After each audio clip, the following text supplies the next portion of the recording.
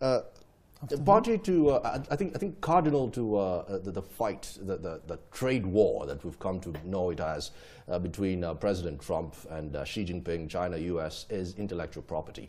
And I think the biggest issue here is quantifying and tracking intellectual property as it is. Tell me, XBRL, how is this becoming a best practice? What does it cover that all the other predecessors were not? Thank you very much. XBRL essentially is a digital reporting mechanism that allows entities to file their annual financial statements. It is a technology standard, much like what we have with accounting standards. So what we are doing at CIPC, we're moving away from reporting by PDF into digital reporting. And that applies to a subset of entities whose public interest score qualifies them for an audit or an independent review. Talk to us a little bit about the shortcomings of the current system and what this new system will allow in terms of getting, I don't know, more accurate information, direct or more accurate financial statements. Talk to us about the advantages there. Thank you for that. In fact, the challenge with PDF comes along with an analyst in the regulatory office trying to assess and evaluate the performance of a company, trying to pronounce on whether they've complied with the IFRS standards. So what we did, we built up rules into the taxonomy, which becomes used for development of a solution to assist with XBRL filing. So what that does, it is going to allow us to have comparability of financial information that would be, according to the years, and or it will be in a specific sector. So when one company deals with another, they will also be able to, compare apples with apples, because without application of a standard, you will have companies naming their elements in their primary financial statements differently. So coming across that presents a hindrance for the regulator to do their job effectively. Joey, this particular space has a lot of acronyms, CFA, IFRS, we could go on about CPA, and so many of these actually being floated around.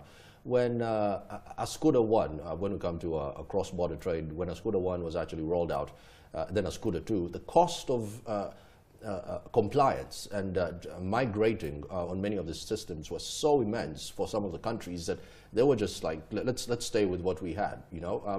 Give us a sense of the cost here of compliance and migrating from whatever you had before to the new system, and is it compulsory?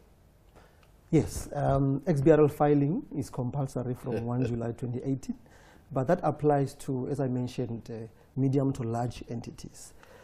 In terms of costs, what we have done at CIPC, we've made available a list of about 13 software service providers whose systems we have evaluated and are satisfied that they are complying with our minimum standards.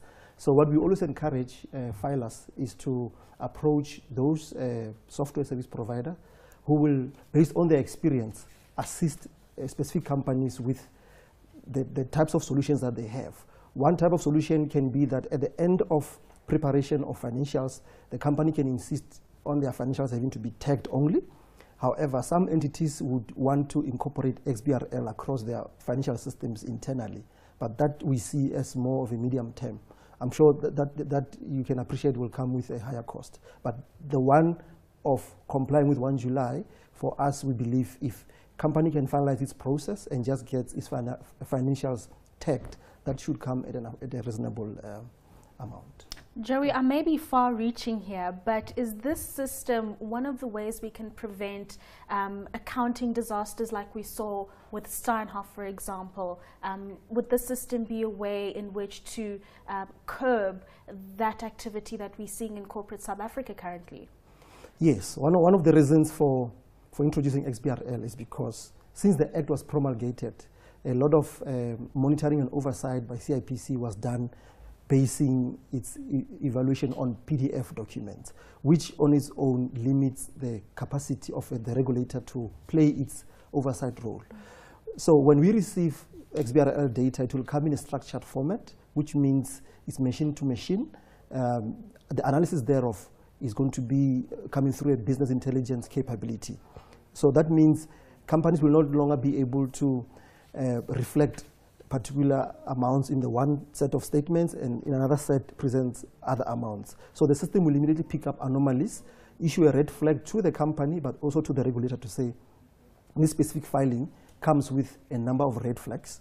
So we believe that the rules that we have built are going to assist in terms of throwing out the outliers and or some of the exceptions.